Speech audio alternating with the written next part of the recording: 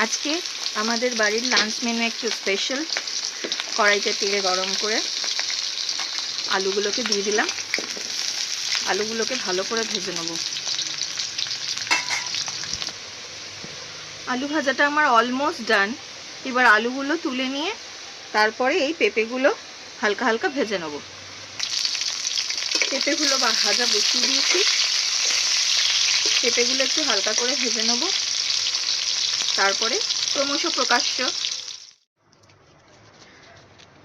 গরম তেলে দুটো তেজপাতা দিয়ে দিলাম।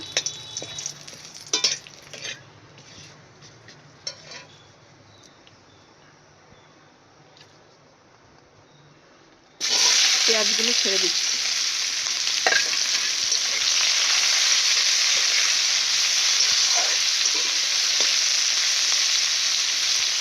পেঁয়াজগুলো লাল করে ভেজে নেব। পেঁয়াজটা ভাজা প্রায় হয়ে এসছে, আর একটু লাল হবে। আর অলরেডি আমি যে মশলাটা করে নিয়েছিলাম সেটা হচ্ছে আদা, রসুন আর লাল লঙ্কা বেটে নিয়েছিলাম। তার সাথে মিশিয়েছি শাহি গরম মশলা, লাল লঙ্কার গুঁড়ো আর হলুদ। পেঁয়াজটা ভাজা হয়ে গেছে, মশলাটা এবার ঢেলে দিলাম।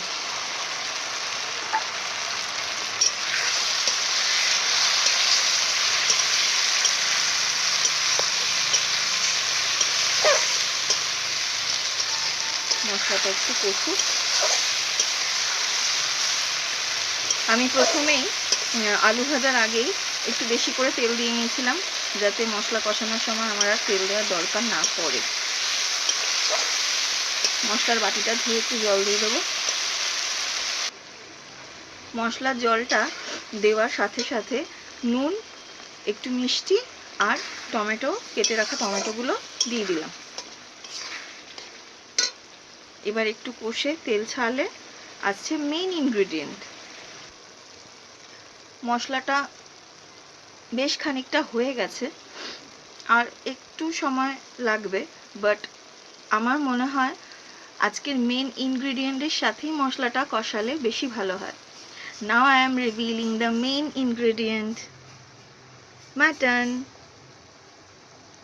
যবে দিয়ে কাঠে রান্না করছি তবে দিয়ে মাটন একদিনও করিনি এই কারণে, বিকজ টাইমটা অনেকটা লাগে কড়াইতে কষিয়ে রান্না করতে, এবং প্রচুর সময় কাঠের এখানে বসে থাকতে হবে, তারপরে অনেক কাঠ লাগবে। সেই জন্যে এতদিন ট্রাই করিনি। বাট আজকে আমি সাহস করে ট্রাই করেই দেখি যে কতক্ষণ টাইম লাগে আর কত তাড়াতাড়ি হয়। এটা একটা একটা ট্রাই আর কি, একটা এক্সপেরিমেন্ট। দেখি, এতদিন তো গ্যাসে করেছি, একটা এক্সপেরিমেন্ট করে দেখি যে কাঠে কতক্ষণ টাইম লাগে।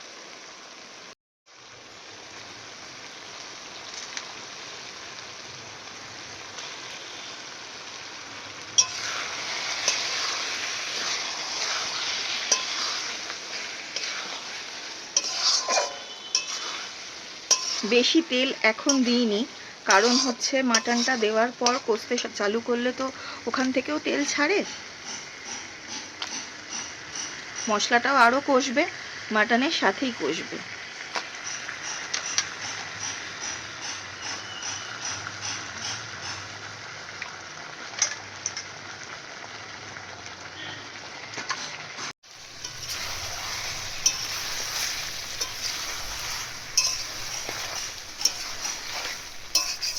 জানি না কতক্ষণ সময় লাগবে কষতে, মাংস হতে,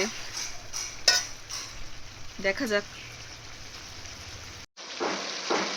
মাটনটা প্রায় কষেই গেছে, তেল ছাড়া শুরু হয়ে গেছে সাইড সাইড দিয়ে। তো আমি এখন পেঁপেটা দিয়ে দেবো, যাতে মাটনটা তাড়াতাড়ি সিদ্ধ হয়। বাট পেঁপেগুলো আমার আস্তে আস্তে চাই, সেই জন্য এত লেটে দিচ্ছি।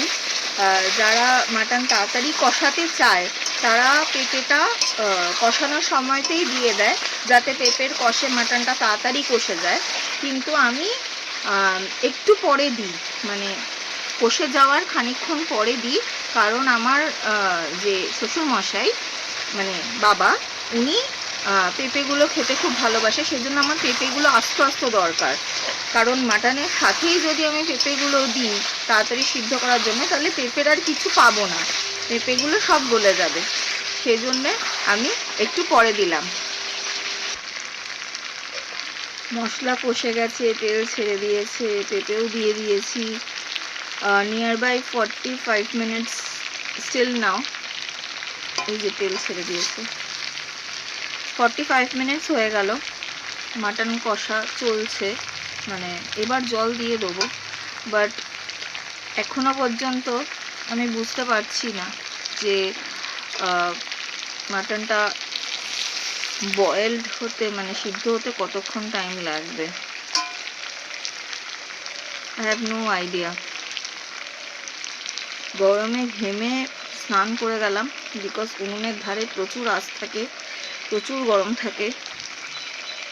এতক্ষণ ধরে জিনিসটা হচ্ছে, কিন্তু এখনো পর্যন্ত বোধহয় 20 কি 30%ই সিদ্ধ হয়েছে। আই থিঙ্ক সো 30% কি 40% হার্ডলি সিদ্ধ হয়েছে।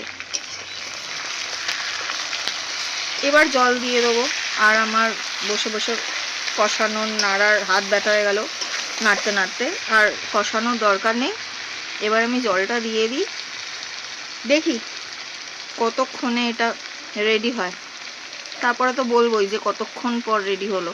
একটা বেসিক আইডিয়া সবারই হয়ে যাবে যে কাঠের জালে কতক্ষণ লাগে।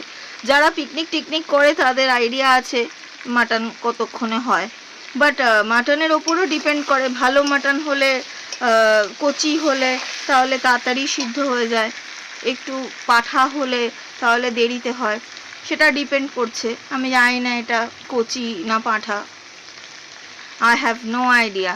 আর ফার্স্ট টাইম তাও আবার কাঠের জালে, সেটারও কোনো আইডিয়া নেই। তো দেখতে থাকি। আজ খুব জোরে দিয়ে দিয়েছি, খুব জোরে জ্বলছে। এবার আর বলতে পারছি না how much time it will take. Let's see, দেখি কতক্ষণে। মোটামুটি 50% যদি হয়ে আসে দেন আলুগুলো দিয়ে দেবো, দেখা যাক।